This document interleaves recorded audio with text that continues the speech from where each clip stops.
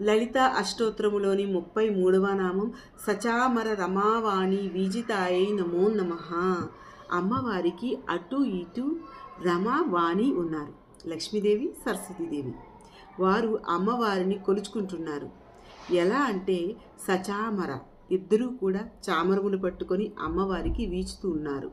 అలా సరస్వతీదేవి లక్ష్మీదేవుల చేత సేవించబడుతున్నటువంటి అమ్మ భవానీ, లలిత, గౌరీ అని చెప్పబడుతున్నారు.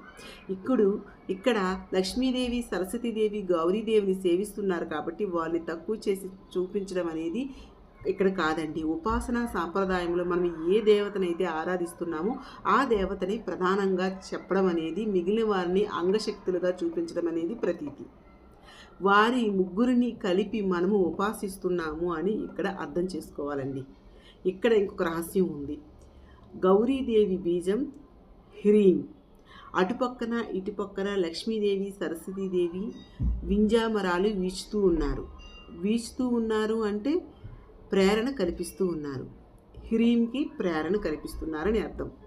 సరస్వతీ బీజం ఐం, లక్ష్మీ బీజం శ్రీం. ఐం హ్రీం శ్రీం.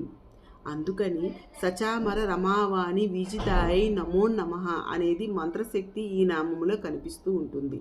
ఇందులో మరొక గొప్ప భావం దాగి ఉంది. లక్ష్మి అనగా సంపద, సరస్వతి అనగా జ్ఞానం.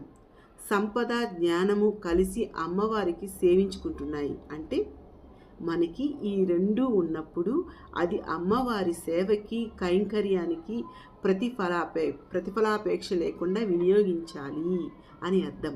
భగవత్ అర్పణ బుద్ధితో అమ్మవారిని సేవించుకుంటూ ఈ సంపద, జ్ఞానం అనేది కూడా ఒక గొప్ప భావన ఇందులో దాగి ఉందండి.